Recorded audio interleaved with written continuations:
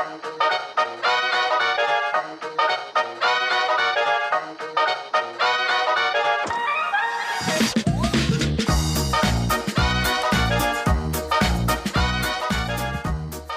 right, welcome back. I don't even remember what number we're on, Austin. Is this Cinco. 42? Cinco. Oh, Cinco.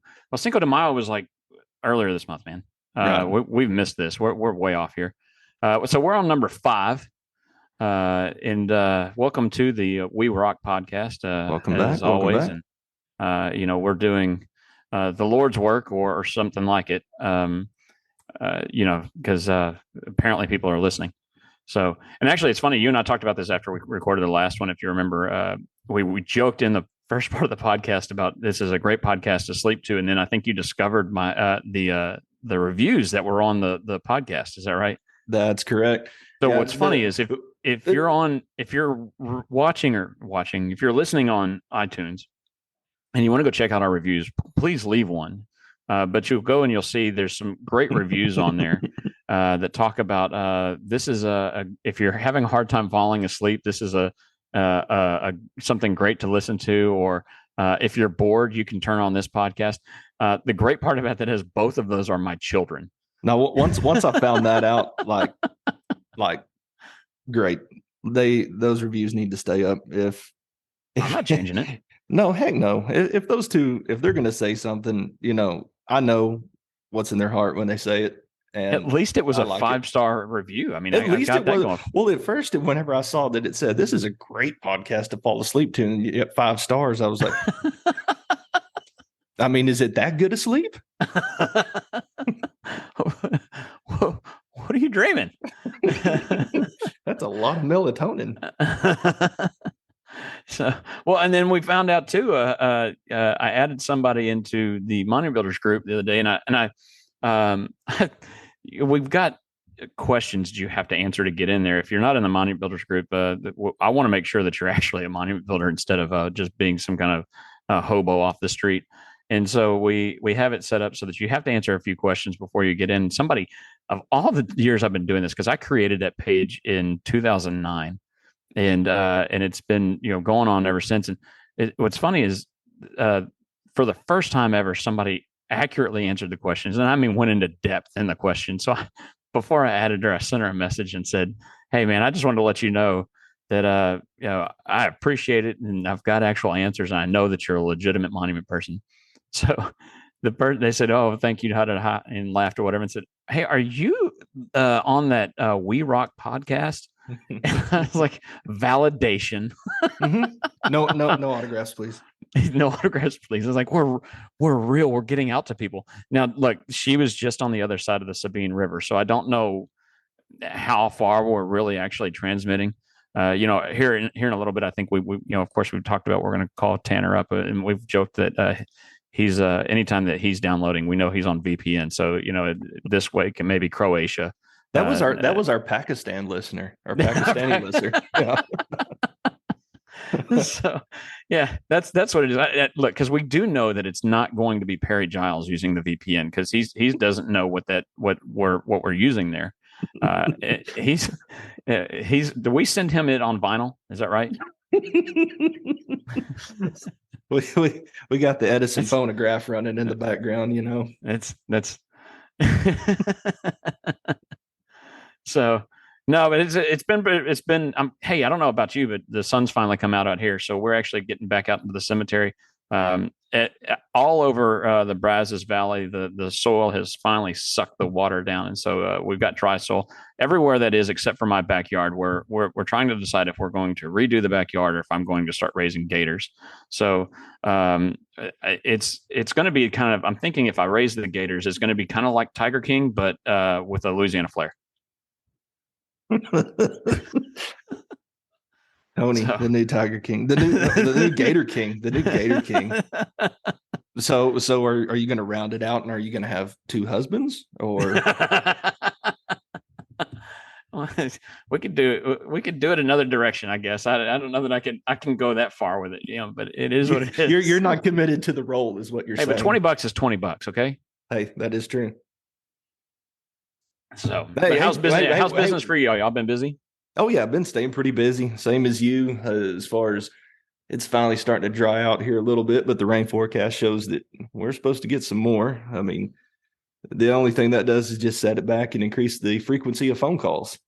Yeah, Of absolutely. Where's my monument? Well, exactly. I can point. I sent you a picture of it finished. It's just not out in the cemetery yet. They just think you're So good at Photoshop.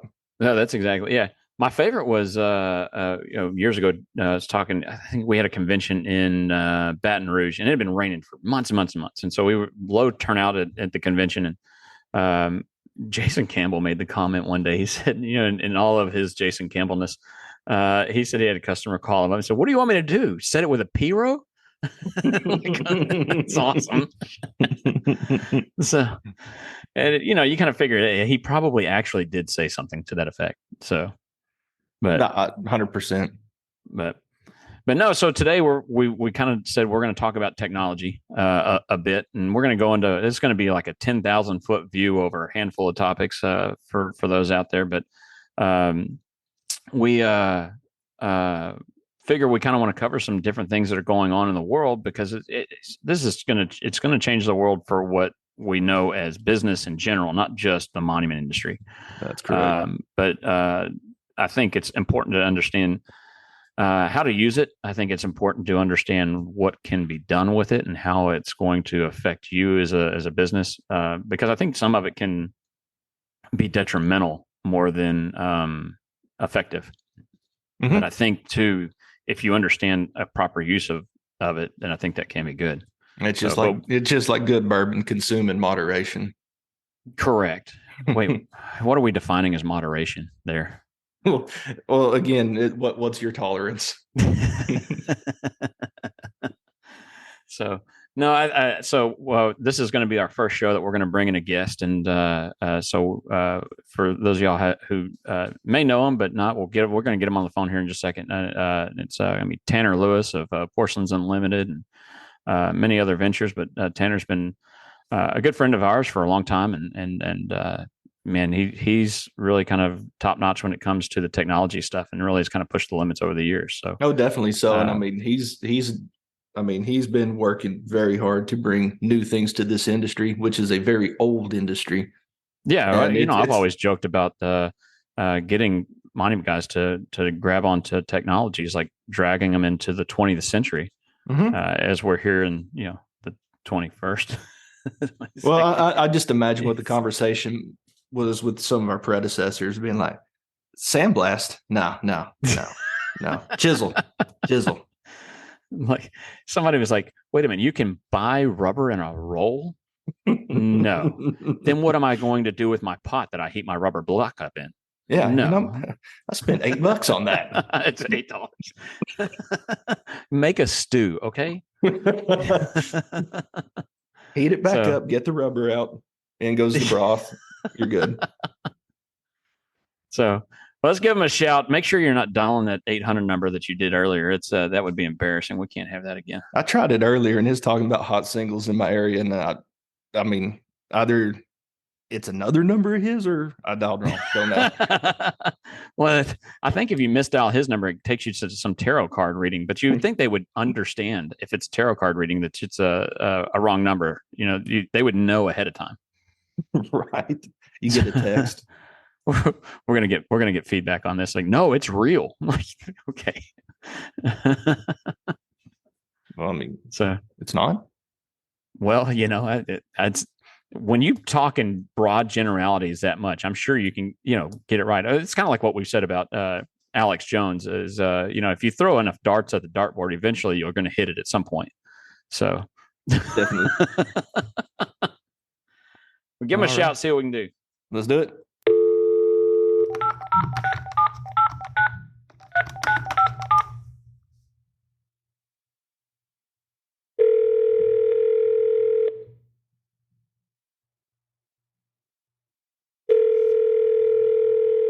Hello. Hey man, how's it going? Tony, what's going on? Not much, man. You been busy? Oh, man, I'll tell you, it's you only have like one thing a day to do, is that right? Takes a team, I'll tell you that.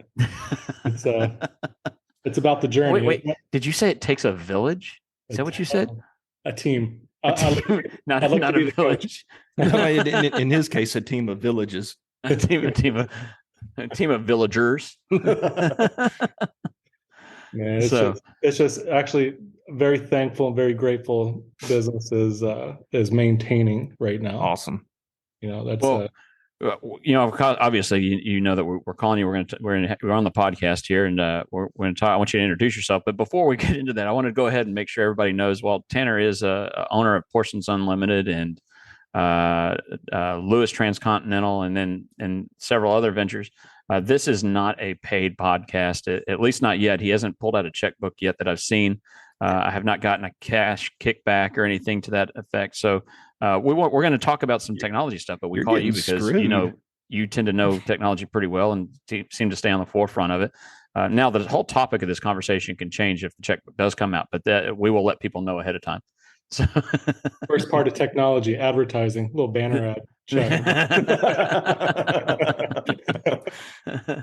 Yeah, well, so, hey, for those of them out there that don't know you, just what's the brief introduction about Tanner?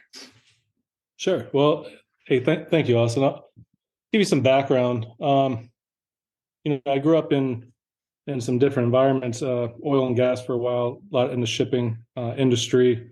And when I was in the late 2000s, I got hurt working one time and had a chance to change my career path, just to be short, not to go down a long rabbit hole here. And I had the opportunity to actually go to Italy and learn how to make ceramic pictures. And tell you what, it was a breath of fresh air in a very dark time that I was able to change that life course and really dive into something that I became very passionate about, and kind of was able to not only live the idea of learning a new trade, but living with a new culture, learning that the processes are generational, and how the applications of what we're doing and what it's doing for our industry, and how to provide the quality and assurances for a top-notch product, for more or less.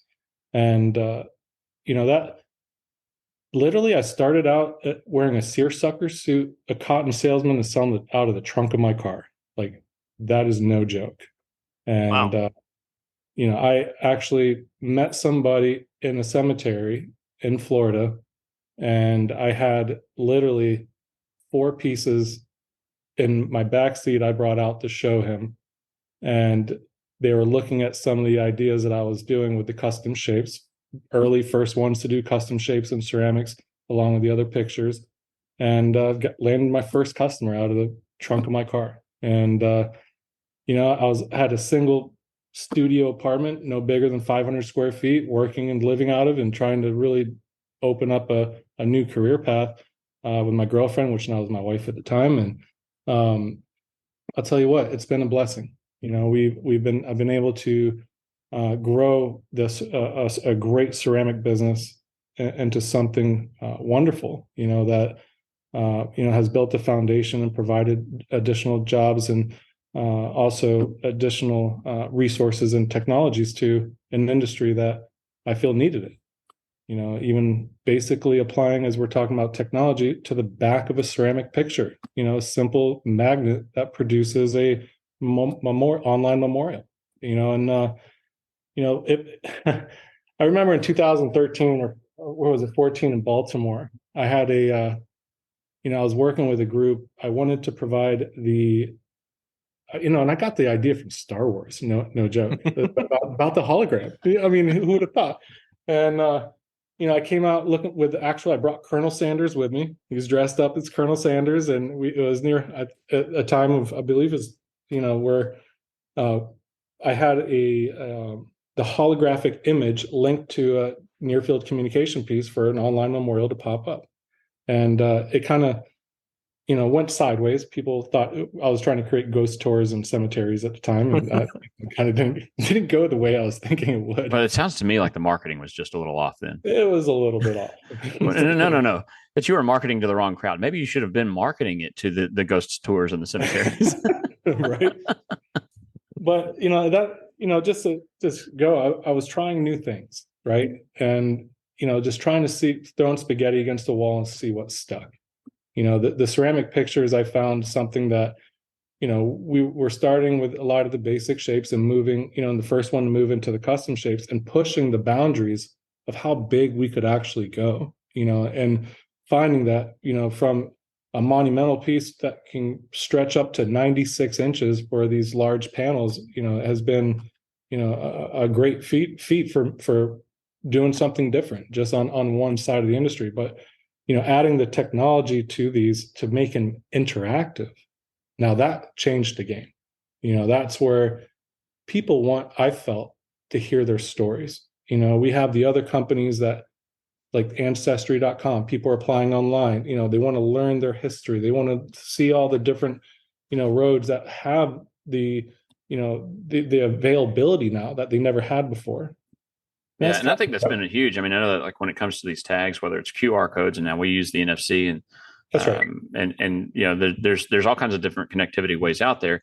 But as we use the NFC tags, one of the great things for us has been being able to comment to those stories. I talked to a lady this week about. In fact, I've talked to two this week about who are big into genealogy, and expressed one lady who's big on wanting to have her family tree on there. So, well, we'll just put an NFC tag in there, and we'll link it directly to your ancestry tree on Ancestry.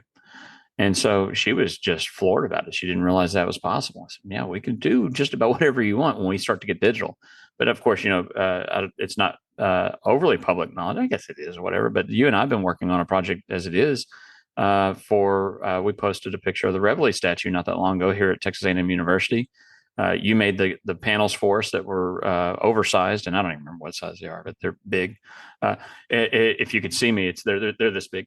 And so I always like visual cues and audio things. So that's always funny. Right. So but they're and behind those are NFC tags, and it actually will instruct you to be able to scan it, and it'll take you to one of the websites for the university themselves that they can maintain, and they update and all that. But it tells you more information about Reveille, which is Texas A&M's mascot. So you can learn her backstory, where she came from, how many have there been, all of those different details, instead of just looking at a statue. Tony, I think you just nailed it. And I'll tell you what, it's about the trigger mechanism, whether it be using an NFC tag or even a QR code, right? It's something that we all carry a smartphone in our pocket nowadays. We have the availability to learn, to see things and interact things and have that user experience that we've never had before. And really, there's diverse roles in what we're learning on these different monuments. All the monuments that were tore down and all that stuff.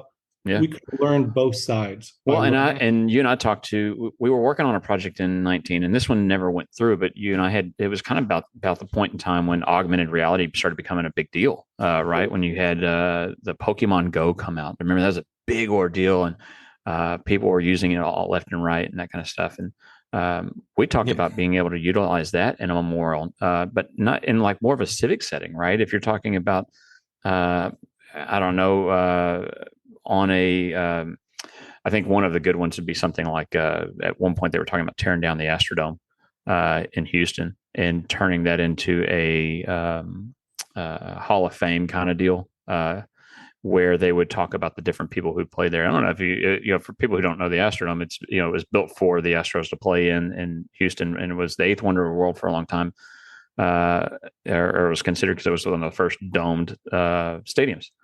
But man, the musicians that played there, you had George Strait, you had Elvis, you had the Beatles, you had just countless musicians that had played there. And they were going to make a Hall of Fame for this. And so using that augmented reality in a situation like that, where you can walk up and scan the tag and it take you to a computer generated thing on your phone, where you now can hold your phone up, swivel it around, and feel like you're actually there at that concert or at that venue during that time, is huge, right? I mean, now some of that, obviously, some of that's a little bit harder to do because it's older videos are harder to make that work. But if you can build a skeleton of what it would have been, even just to give you a general idea, that's a big thing, right? And so that's some of that stuff where you go, man, this is cool. Just to be able to make it something different. You remember a couple years ago, it was probably about 4 or 5 years ago when I had that app that had the picture. You put your phone up to it, and it actually it animated the picture to life from a. Oh Yeah. yeah, that was it was a picture of you. Yes, yeah. And hey, welcome. Just showing that you can hold your phone, look at a monument through your phone, and now that picture on that monument is talking to you. Yeah, may creep some people out. I understand. What's funny about that is you and I talked about that, and it kind of creeped people out at first and whatever. And you and I had been talking about that for a short period, and then all of a sudden, I go to HEB, which is a grocery store here, and I go to HEB, and there's a wine bottle sitting 19 crimes. Yeah. 19 crimes wine. It's owned by Snoop Dogg.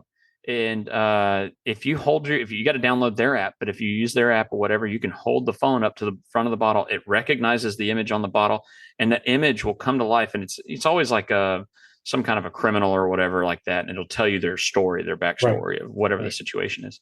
But the face moves, and it tells you that story, and it's crazy to see how that functions. But I mean, this stuff's coming, and this is where I really like the technology, right? I love the interactivity behind it.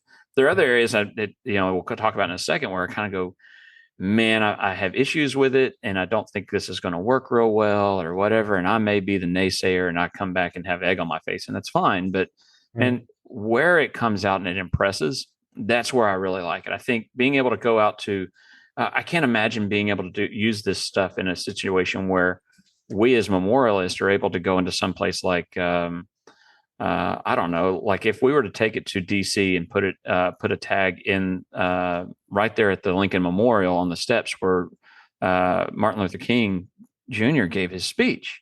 Wow. Right.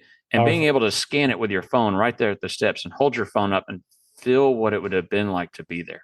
And move around and see the crowd. Correct. I mean, these things are huge, and this is what we are doing as memorialists. Could you imagine like even using it? I mean, so we're going to talk about DC again. You go to the Vietnam Memorial, and if you could hold your phone up over a name and it populate a picture, right? These are the things that we should be doing as memorial, because that's what we're doing, right? That's my house. Let me ask you this, Tony. I think a lot of people, because they're not familiar with that wheelhouse, or they're not familiar with, and it's out of their comfort zone, they don't want to venture into it, right? No, and generally people are just reluctant to change as it is. Yeah. But what if companies could do the heavy? Yeah. Wouldn't you rather watch somebody else fail than you be the one to fail at it first, right? I mean, it's a little easier to have somebody else make the mistake, and then you can see what their mistake was. But like, okay, so I talk about a lot of this stuff because like in my house there's a painting that I had done, and it's no surprise here or no news, groundbreaking news that I'm big time ag. My wife and I both graduated from Texas A&M. That's the one in Austin, right? Yeah. That pumpkin colored one. No. So in in the house over the fireplace, I had a painting made, and it was a trade with a local artist, and that painting was done off of a picture that John Scott from High Cross had taken. So I've taken his picture over to this artist, and it's a picture of the bonfire memorial on campus that from when and Tanner, I've taken you over there. I remember that. And so the bonfire memorial is built for when the bonfire fell and we lost 12 students. And but what I had painted is not just the picture of the memorial. Inside the memorial is a ghost image of the actual bonfire. And the purpose behind the painting is not, hey, it's an A&M related painting. The purpose behind the painting is because that is the vision of what I see that I do for a living, right? Is when I create a memorial, whether it's for an individual or for a civic situation or whatever, I want you to be able to look at that memorial and come to life almost the stories of that, what that is for, right? That whether it's that bringing back that memory of what that is. And so I like the idea of if I'm going to design a monument for somebody, I want you to get the reference of that person that's there. And that's kind of what some of this technology would be able to make it for people who are not as visually inclined. And I don't mean that to sound negative. I mean, because some people are just not as good at visualizing things. But if you're able to utilize the technology to get that physical visual representation, that's great. And that's what I like. I love seeing that kind of stuff where it comes into play. Well, and a lot of this, it's just adding depth to your design, and that's one of the things that makes up a good design is the depth of your design. It's just not this flat, plain, simple design. There's depth to it, and this is another layer that we're able to utilize now. That up until the past few years, it's been something that's just been inconceivable for many. Yeah. Well, and a lot of this wasn't even available. I mean, the amount of technology that's changed just in the last 5 years has been incredible. Mm-hmm. So, I think it can provide a lot of warmth in a way, where people can, have an experience with it. Yeah, I think that's huge, right? I mean, is make you connect to it. We're seeing that. And a lot of people's purpose for going out to the cemetery is that's their connection. That they go out there, whether they sit down and they have a conversation, or they're just going out there just to be there. Like Tanner said, this is warmth. This is something that they can personally interact with now. Yeah, it brings that closeness back, right? That while they know that person's not there, they're there, because they're not at home, right? Because unfortunately, we've had to get rid of their stuff, as to some extent, right? Right. But we know that they're there, but they're not there. It has some kind of connection. There was an interesting project I was just working on, and it was basically called the Honor Walk, and it was a timeline of events of different wars and different people that lived in this town, and we were able to really expand on the individuals that were part of that town and their story and how they participated in these events by offering these different trigger mechanisms, let's call it, to initiate somebody to take the honor walk and have the experience for each segment of it. And that again, that goes back to having that interact, that personal experience to learn and be part of that memorial. There's just I see a lot of great upsides to it, but like you said, it can also be used for other. Well, and I think there's also and one of the other good upsides that I don't think people think about, especially when you have the connectivity to be able to access a site, right? Again, through QR code or NFC or however. That's right. Is the ability to use that to draw funds. I think that gets lost, especially if you're doing something for a not-for-profit organization as a design. Having that ability for somebody to scan it. I mean, if I were to use just, we're working on a memorial here soon for civically that's local. It's called the Never Forget Monument. And they're currently trying to raise funds for it. But let's say we wanted to continue to raise funds for that group in the future for the upkeep of this monument. If I had a tag on that monument that allowed them to scan it, so that they can learn more about it and about, this is the design and this is the process we went through and this is how all this came about.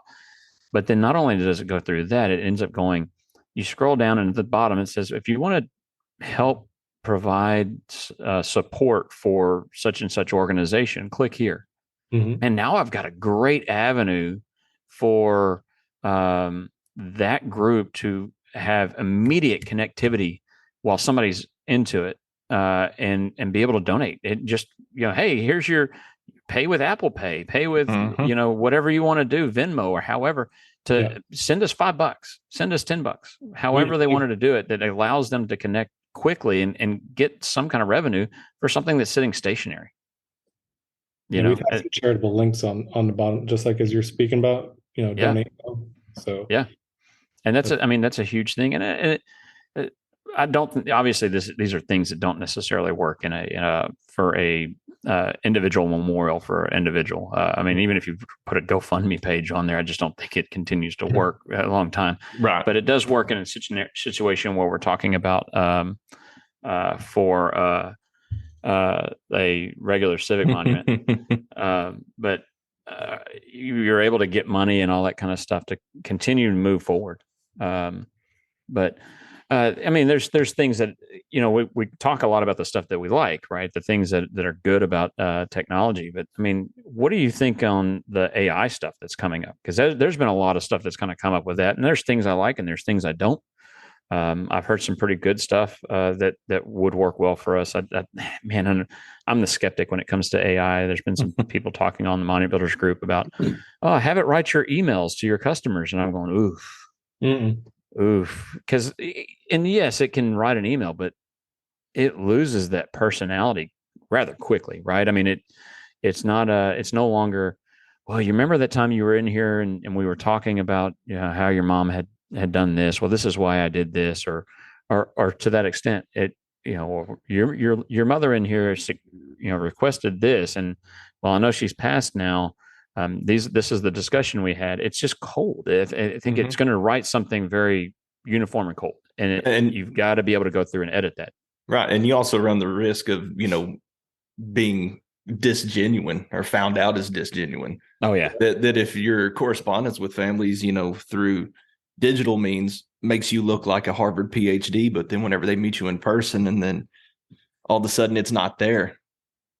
Yeah. What was it? The conversation would be something like that. Yeah. The Chat GPT makes you sound like you've got 4 PhDs, one in English and one in physics and one in, whatever. But then all of a sudden they come into your office and, you talk like you've got a huge dip in your lip and you're chewing on the inside of your cheek or something like that. And, it's this kind of mindset of understanding how to use what you have. My fear is this, right? I think we end up connecting to it where it's good. Things like using AI to create a laser scene. And I think it could create a beautiful laser scene. I've seen images it's already created. However, it created a laser scene, and then you have been so reliant on it that you have forgotten how to use Photoshop, or you're not good enough to create a similar style, right? If the way the artwork is created, you can't work with it because you're not good enough to create that kind of style. And then, Grandma Minerva comes in and says, well, this is beautiful, but Pawpaw drove this truck and then his hound dog was always with him riding on the toolbox. And can we put that in there? And you're never going to match that. And you're never going to get it in there. And then it's going to send it to you as a single layer, right? That's a problem. Do need the layers. Yeah. So, well, Tony, I will say this: you'll know I never use it in my emails, but I do. I agree with what you're saying, and relating to the image side of things using AI. There's, and we're going back to the upside of it for the editing. Some great purposes, right? Removing blemishes, kind of color corrections, great attributes to it, and see some tremendous tools to be a resource for what I do, especially on the ceramic picture side and whatnot. But you go back to the layers, right? It doesn't provide the layers, so you're stuck working with what you got in a sense. But it's how you prompt it, right? AI is about prompts and how you write those prompts and make it successful for you. Now, talking about Chat GPT, I see another awesome use of it is providing marketing tools. Prompt it by explaining to it what your company does, what you want to do. And in a sense, it will give you some unique ideas. Now, let's say it's not for everybody, but I've tried it. And it does give you outside of the box thinking, because I've been stuck looking at the same thing forever, and that's where I'm just used to seeing it. And I was like, whoa, hey, I didn't think about that. And I think that's a great tip, right? It'll give you the information outside of the box. Take it and edit it and use it to your own words, right? So that you're using it as a guideline instead of using it as don't plagiarize exactly what it says. Right. Take it and edit it. Yeah, for the long run, I think it's a lot better as supplemental. Yeah. Yes. I tell you, the one place I did see recently that I really liked it.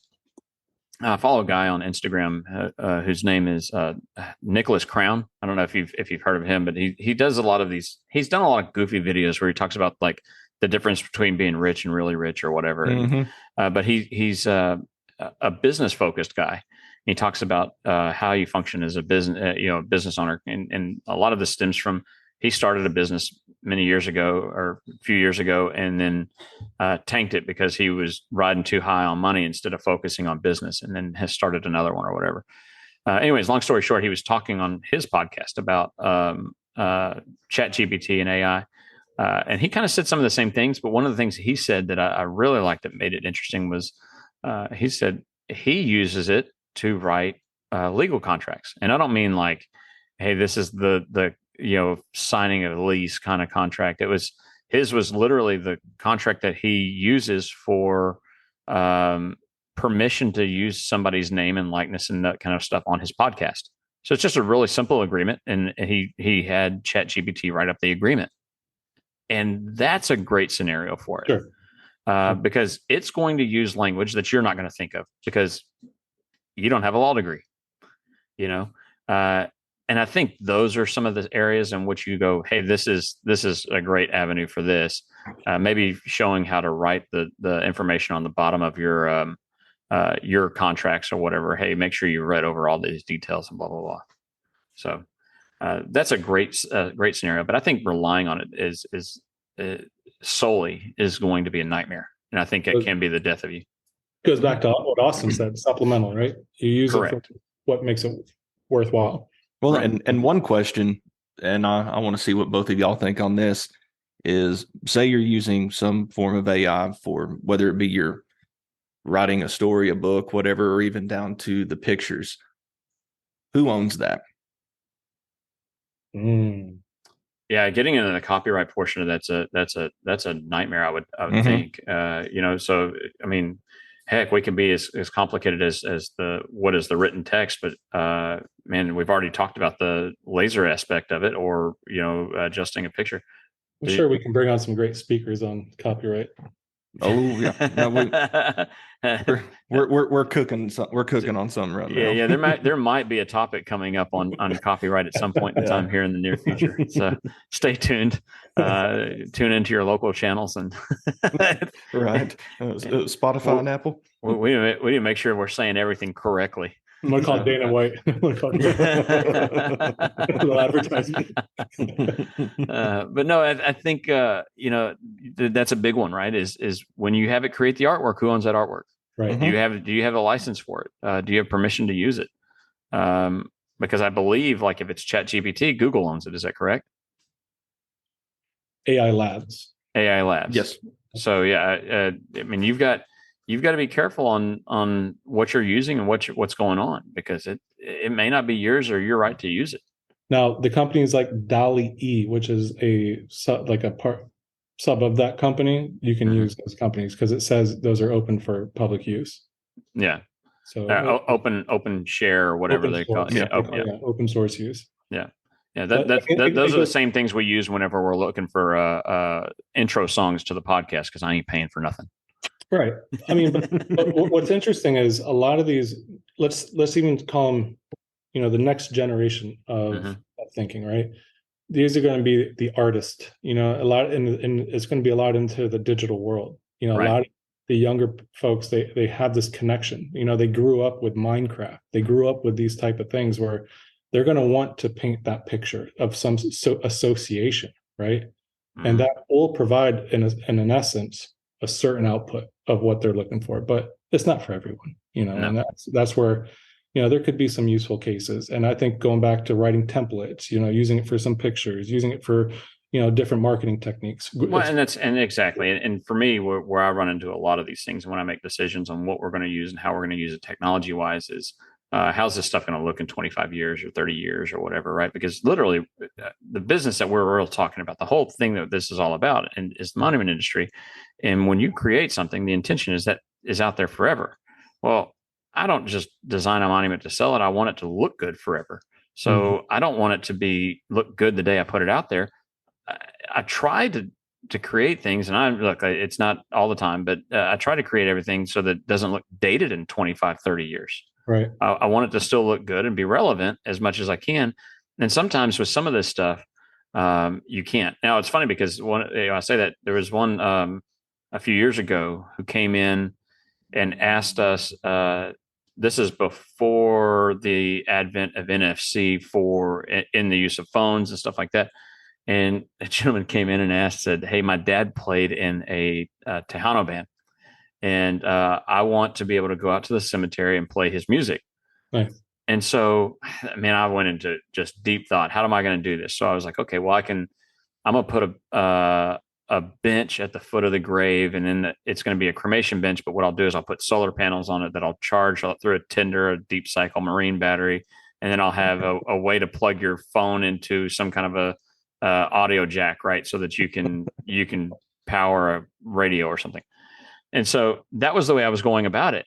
And then it was like 3 years later that Apple put in NFC technology into their phones.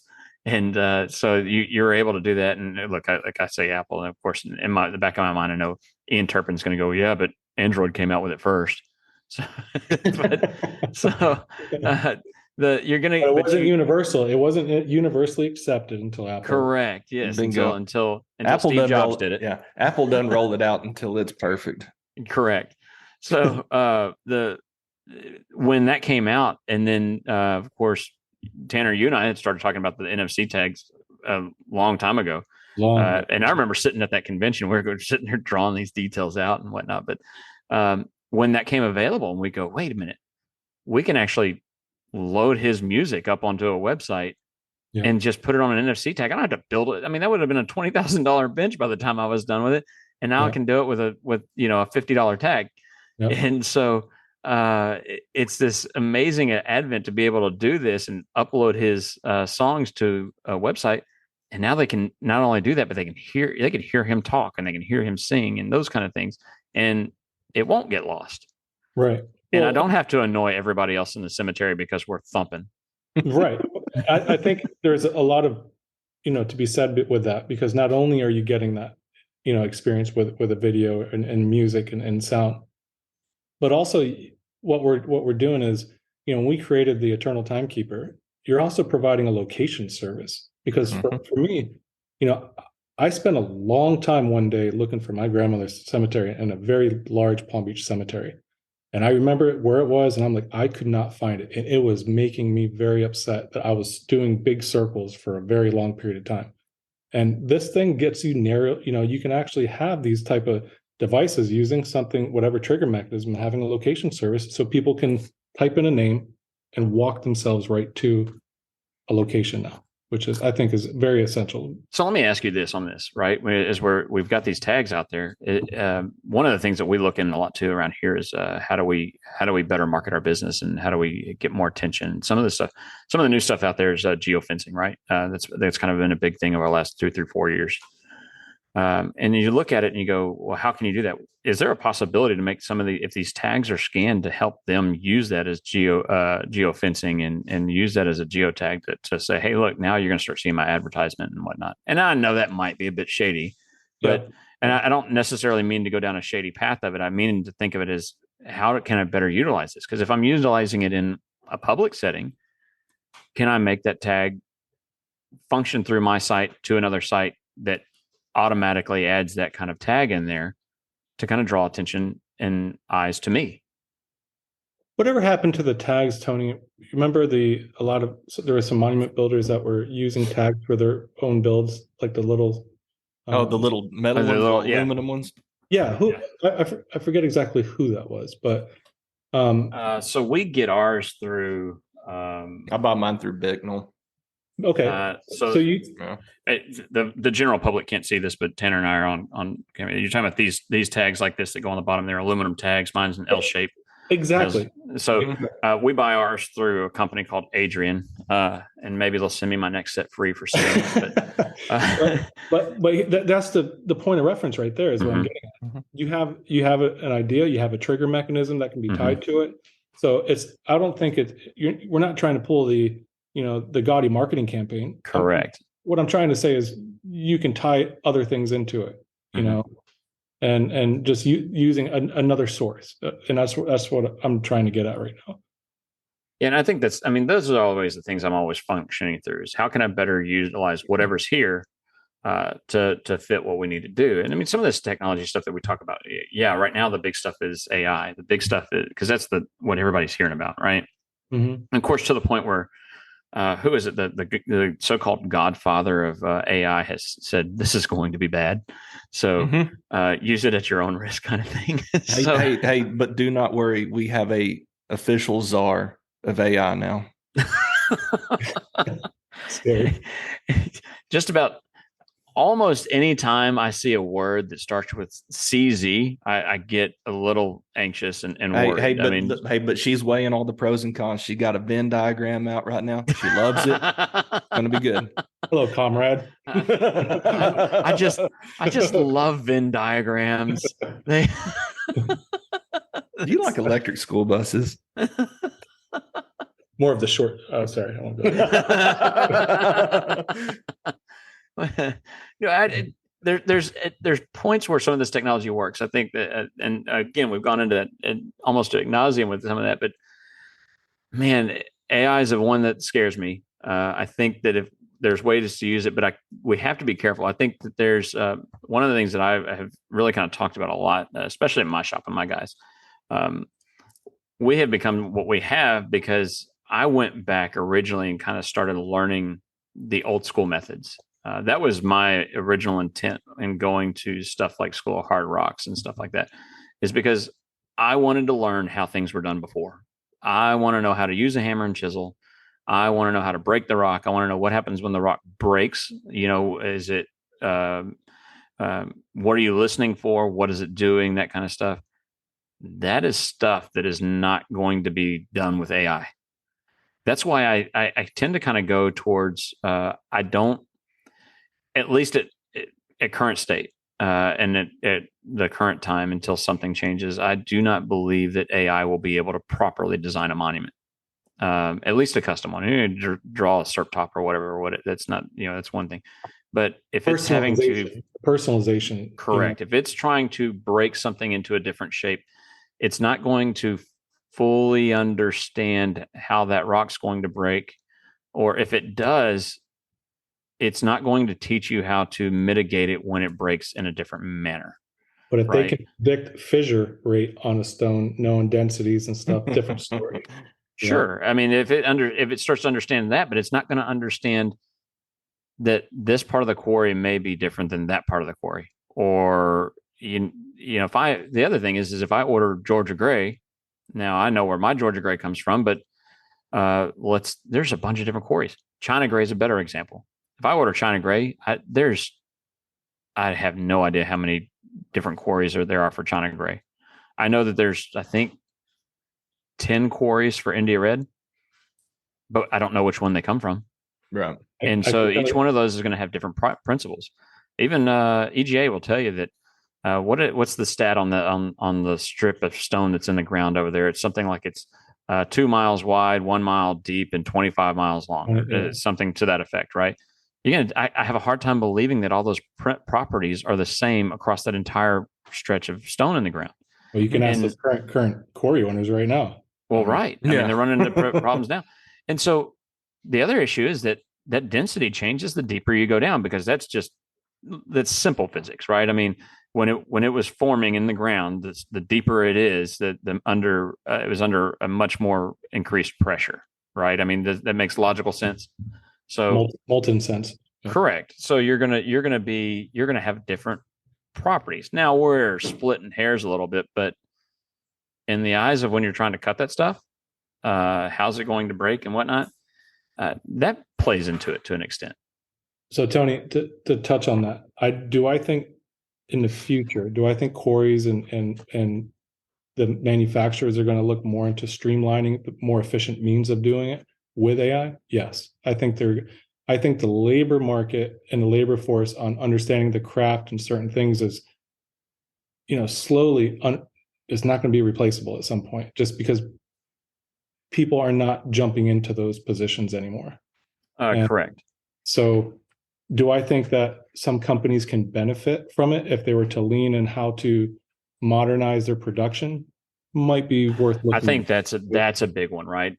Getting it to understand, hey, this is what I feel like my yield is on this block, and can you and we're already seeing some of that, right? There, That is a science. Yes. Yeah, that is one that we are seeing, and that's being utilized in the countertop industry, where it will take a picture of a slab and it will find the most efficient way to use that particular slab.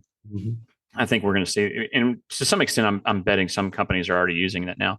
I did talk with one company actually today. We were just one of my vendors. We were shooting the breeze about today's topic.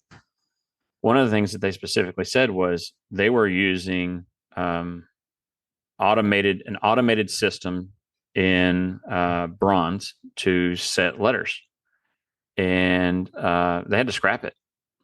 It just wasn't doing what it needed to do. It wasn't as efficient. It wasn't as good. And man, that's a big thing, right? You kind of go, you got to understand when to fold on it and go. That Jed Hendrickson always talks about when he does his font discussion as an educational. One of the things he talks about isn't just using the proper fonts. He talks about a process called kerning and understanding what that proper spacing is in between the letters that looks visually right. Because I can type out a word, but that doesn't mean that word's going to look good whenever I type it out. That it needs to be spaced properly for the particular font. So those are if an AI can understand that and can learn that, but can it learn to not only space it for the proper font, but also for the material that it's going on? Whoever does the AI font reader tool should charge a subscription for this page. You know what? I want somebody to create a AI font reader tool that will tell you what font it is, so that I quit seeing people ask what font. That's what I'm saying. Yes. Together, we are going to create an AI. It's going to be Monument Builders. What the font? You can upload your picture, and we will know that it is modified Roman, or it's modified Roman, or it's modified Roman condensed. Right? I mean, this is.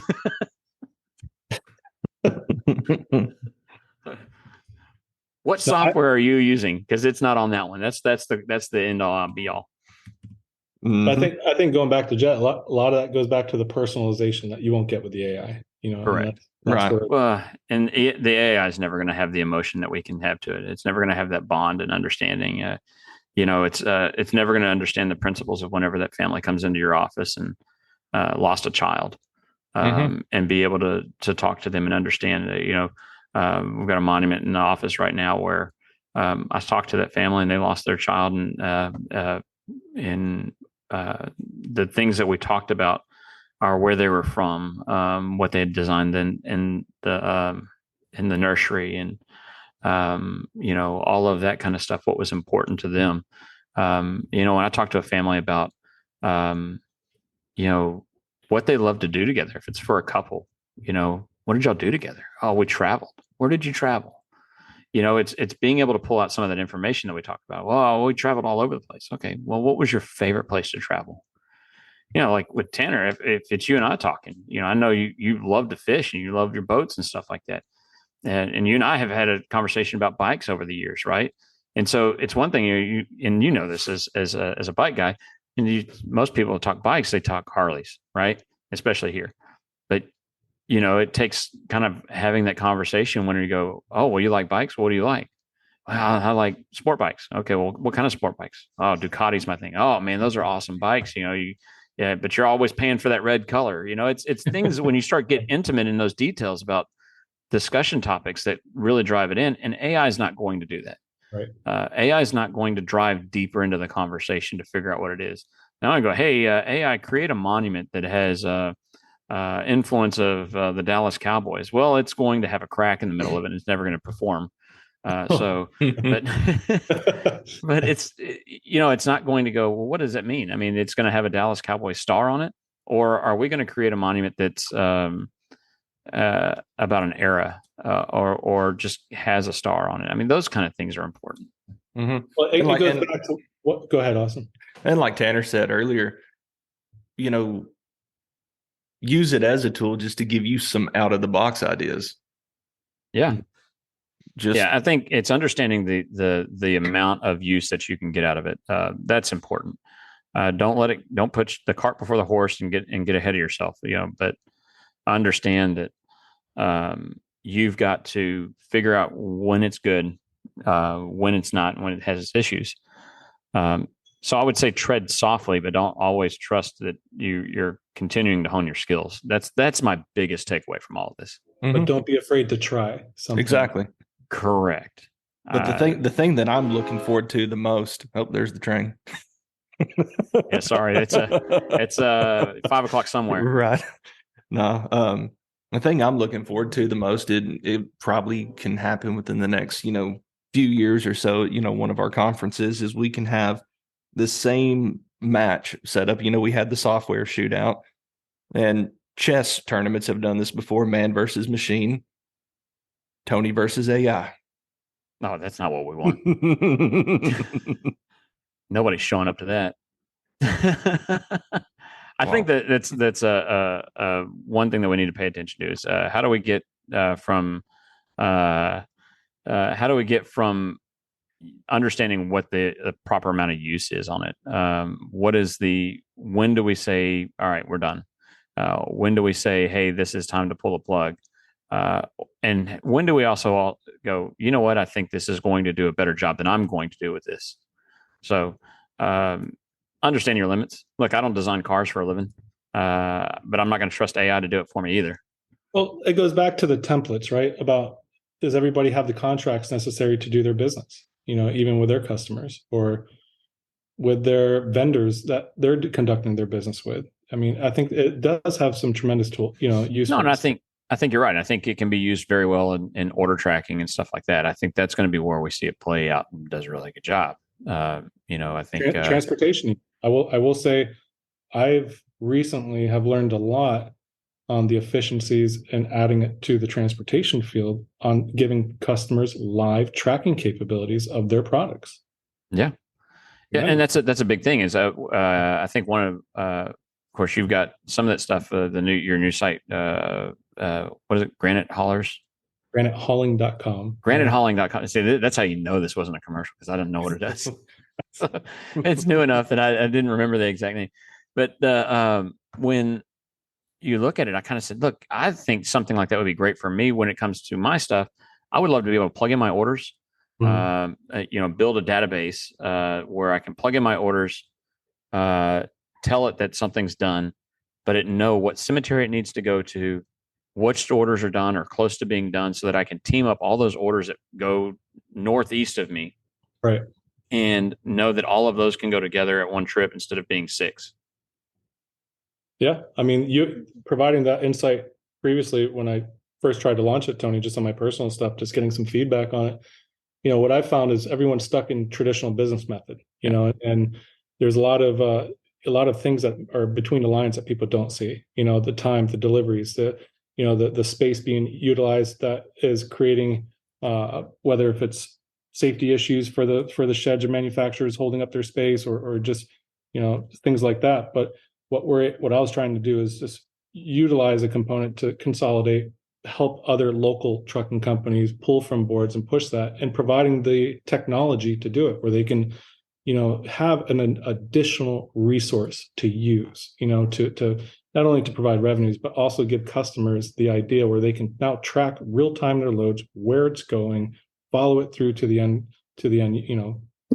location. But, I like trying new things, seeing what works, what becomes more efficient, and not be scared to do it, I guess, gotta be, if we don't, gotta try. If you fail, hey, at least we tried. But that's exactly it. You can't know unless you actually do put the effort into trying.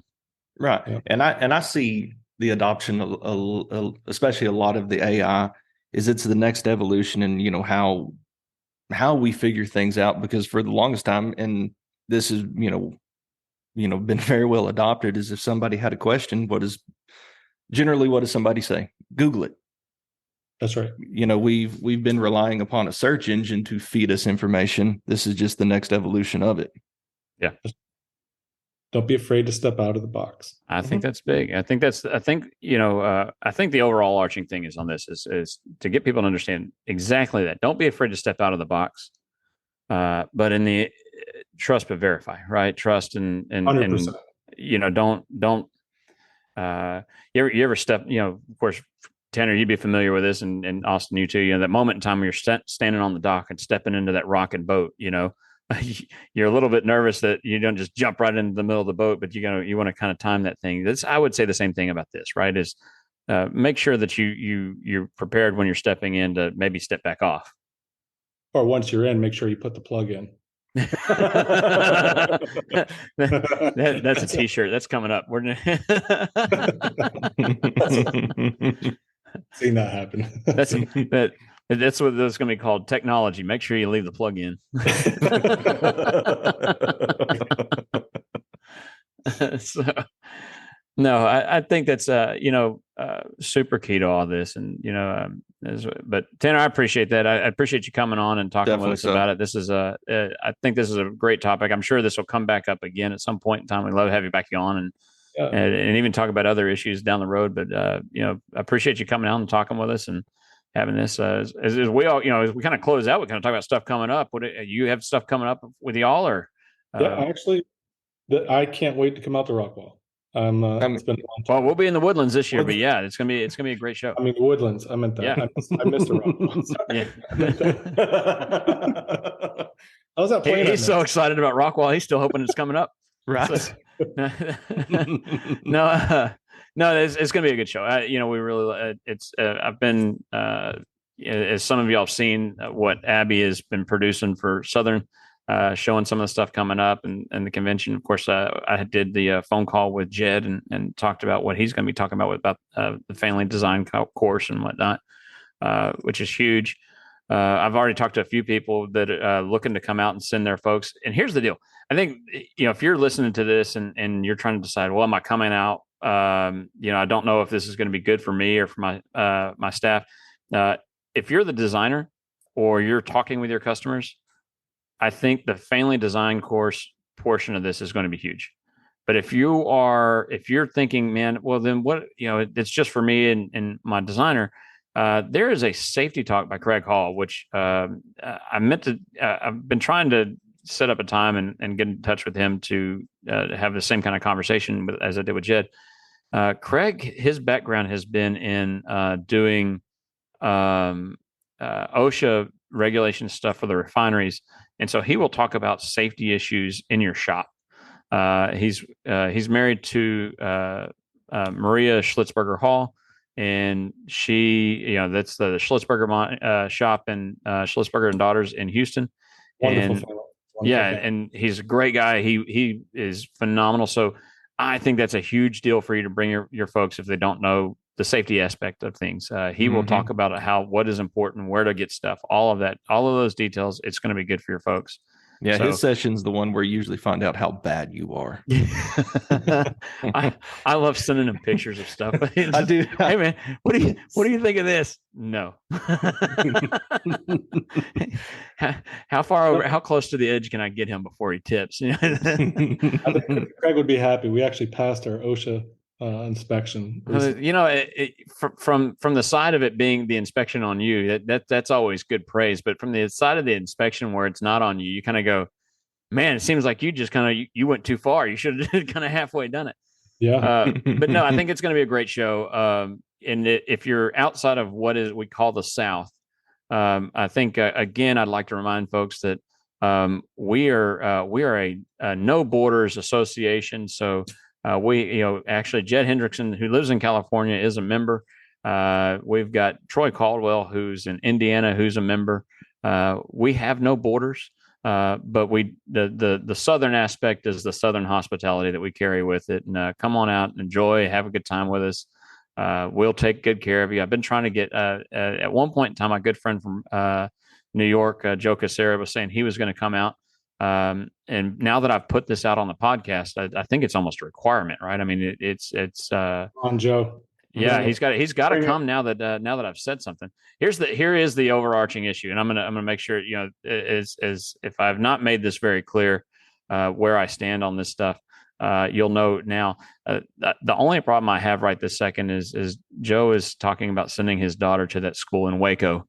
I love Joe. I love his family. He's a great guy, but man, it's hard to support Waco, right?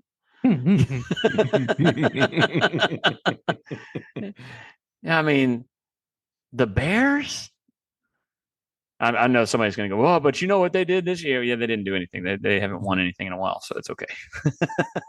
That's why you go to a D2 school like I did. You just don't care. The expectations are low, right? Oh yeah. That's right. You know, we hosted your school in baseball a couple weeks ago. Yeah. Yeah. We almost dropped that game too. Also hosted the tailgate in the parking lot. That's pretty. Hey, look, well, hey, Tanner, you've been to SMBA conventions before. Yeah. You know that we tailgate really well at the convention. Very well. I get myself seasoned before I come out. So no, come on out if y'all are still on the fence about it. Get your registration out. I talked to, in fact, Nick Ortiz, who's up in Amarillo, he's a new member. Was trying to figure out. He said, well, what do I do? I need to get my registration in. Do I need to get checked? I said, I don't care as long as the association gets paid by the time you show up, or even they're at the booth. Just send in your registration, book your room, book your flight. Come on, we'll take your money later. Now I'm going to take your money. Don't not pay. but no, get on out. You know, it's going to be a great show. We're really looking forward to this, and it's kind of getting especially if you're in the South and you've been as wet as we've all been. It's starting to dry out. You're going to need something to get your mind off of things and kind of get a breather. So get back with like-minded people. Great folks helping you too. Sammy Peterson, tremendous. You know. Oh yes. Ryan and RIP her phone. And look, and this is not me trying to pump Ryan up or anything like that. But I've said this before, is that I believe Ryan Worthington is probably one of the most intelligent businesswomen I've ever met. You know, she's a very good person, but man, she's as smart as a whip. So, you know, when you start looking at some of your marketing stuff like that, and you're starting to figure out what they're doing, she does a great job. She nails it. Great person to bounce stuff off of. A great person to bounce stuff off of. So she's been phenomenal over the years and just does a great job. And you're in charge of the design contest this year, right? Yes, I am. So I have been. So it's going to be a Watson sweep this year. Yeah, actually, we already started printing the ballots, and we've used AI to actually put different signatures inside these ballots so that you can't tell that it's the same. No, I'm actually not going to enter. The question and debate is, do I go ahead and put some of ours out there without allowing votes on my stuff? Because I do feel like it is a little bit disingenuous if I'm going to run the contest to put my stuff out there. But we will. There will be ballots in your thing. Please, if you're going to put a design, don't be afraid to put your design out there if you think it's bad or you don't think it's up to snuff. This is what I tell people. My first entry into design contests was not because I was thinking I was going to win a thing. I did it, and I still do it to this day because I want to understand where I'm at and what I can fix. It is important for you to put your stuff out there, not be afraid of it, whether it's in a monument builders group, and let people critique it. Mm-hmm. Don't be afraid to let people tell you, hey, man, you should have tried this or you should have tried that. Understand that there's always going to be a scenario where somebody's going to say, well, you know, you should have done this. Well, but the family chose that, right? I mean, there's always going to be those specific scenarios, but learn from it. So bring your designs with you. You don't have to send them ahead of time. You can send them to me ahead of time, but bring your designs with you, 8.5 by 11 sheet of paper per design or per particular monument. And then we'll get it out there and hopefully give some new folks some awards and keep them away from Austin Cassie. And it doesn't need to go to Marble Falls, to Wichita Falls anyway. Now, this year I'm going to enter just a 2.0 upright, just a gray one that I have dunked in litho, just so I can watch John Scott have a coronary. Hey, do we need to figure out another door prize for John? Yeah. Yeah. If you don't know, here's the best part. I'll leave us with this. I know we probably all got to go, but I'm going to leave us with this. Last year at Rockwall, Austin and I, because we have nothing better to do with our times but find a way to pick on people, decided that it would be funny if there was a door prize for a gallon of lithochrome to be given out and somehow end up in the hands of John Scott. And we paid for said gallon of lithochrome and ensured that it ended up in John Scott's hands. And it was worth the price of admission. Absolutely. So maybe we'll have to, maybe we need to move this around a little bit, not just pick on John. But we got to find the insecurities behind other folks. Tanner, what is your issue? What do we need to pay? What do we need to put in the door price for you? So whenever we're having the random conversations at the bar, it is fishing. For those of y'all who can't see, we're gonna Tanner's pointing out that we will need to be putting out Jewish yarmulkes for those of us who are follically challenged in the back.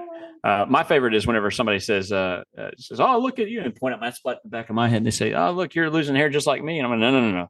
You've got the horseshoe thing going on. The difference between you and me is that when I look in a mirror, I still have a full head of hair. Yeah, I was gonna actually put a little solar panel on with a little phone charger on. Charge your phone. And a deep cycle marine battery. Yeah. That way we can plug our phones in and hear, "Hey baby, ¿qué pasó?"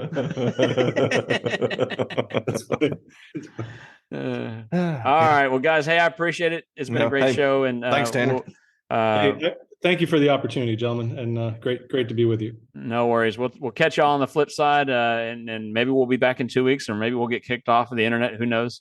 We'll see what happens, or maybe an EMP will take us all. Who cares? Mm-hmm. Awesome. Until then, have a good one. Cheers. Have a good one.